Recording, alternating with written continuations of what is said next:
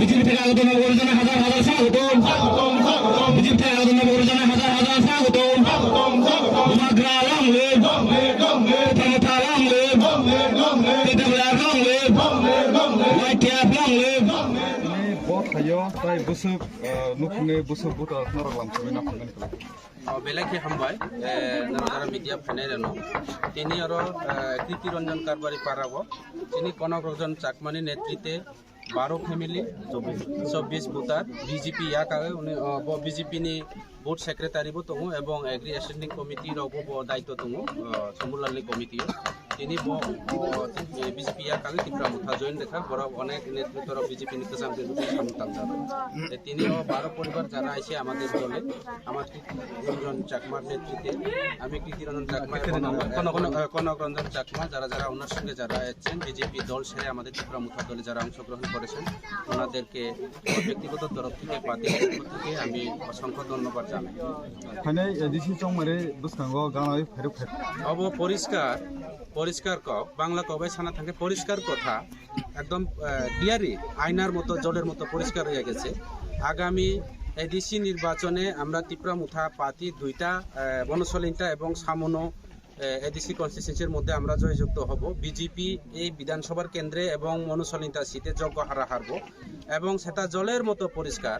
আগামী অ্যাসেম্বলি নির্বাচনেও এই বিধানসভার কেন্দ্রে আমরা ত্রিপুরা মুথা পার্টির এমএলএ তৈরি হতে যাচ্ছে এবং এই এলাকার মানুষ দীর্ঘ বছর ধরে আজকে বিজেপি গত 2018 বিধানসভা নির্বাচনে চলো পাল্টাইয়ের নাম দিয়া বেকারদের কর্মসংস্থানের একটা প্রতিশ্রুতি মিথ্যা প্রতিশ্রুতি দিয়ে চাকরির প্রতিশ্রুতি দিয়ে বিভিন্নভাবে মিসকলের কথা বলে আজকে সবকা ছাড় সবকা বিকাশের কথা বলে এই এলাকার রাস্তাঘাট পানীয় জল কোনো বন্দোবস্ত এখনো হয়নি, যার কারণে তার জ্বলন্ত প্রমাণ বিজেপি দীর্ঘদিনের একজন লিডার উনি আজকে বিজেপি ছেড়ে ত্রিপুরা মুঠাতে যোগদান দিয়েছে।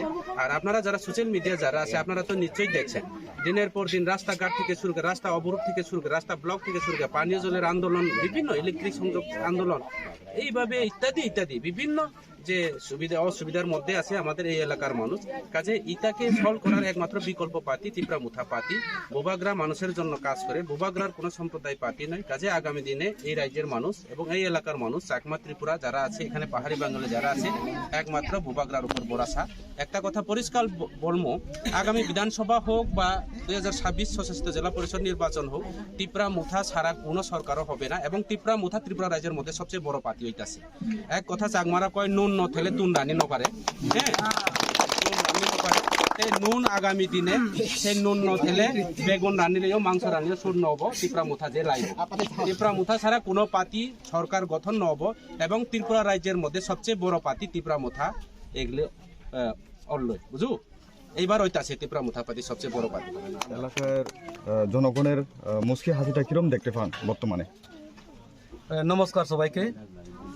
তো আমি যখন দীর্ঘদিন বিজেপি করার পরে যেহেতু আমি মহারাজার হাত ধরেছি তো সবাই মানুষ বুঝে গেছে আজকে কনক রঞ্জন চাকমা দীর্ঘদিন 2015 থেকে আমার সাথে উনি কাজ করেছেন।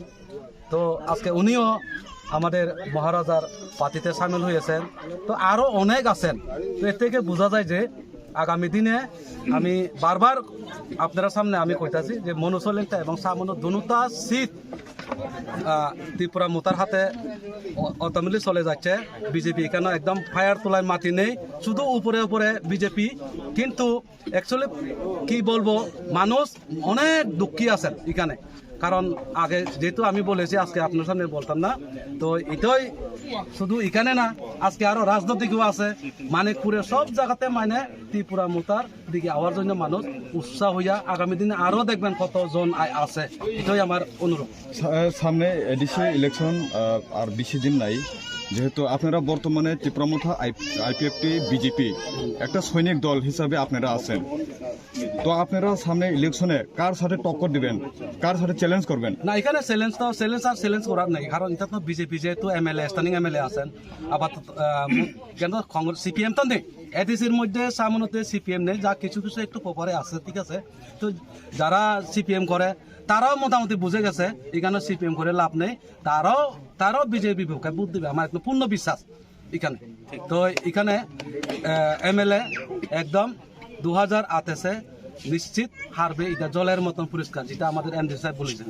যদিও আপনারা সেপারেট ভাবে ইলেকশনে যদি আপনারা করেন, তখন কি আপনারা মনে করেন ত্রিপুরা জয়যুক্ত করতে পারবেন বলে? একদম 100% এখানে ত্রিপুরা মোথা জয় হবে। এখানে আপনারা দেখছেন সব দিকে কিন্তু বিজেপি যারা পুরান কর্মী যে সমস্ত, এগুলা কিন্তু সব ত্রিপুরা মোথাতে সামিল হচ্ছেন। আরও আগামী দিনে হবে।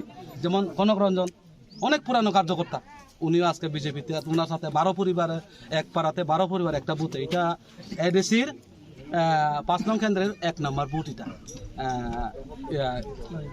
প্রহ্লাদ বিশ্বাস পাড়া, এটা এক নম্বর কেন্দ্র, আর 49-এর মধ্যে 21 নম্বর বুথ।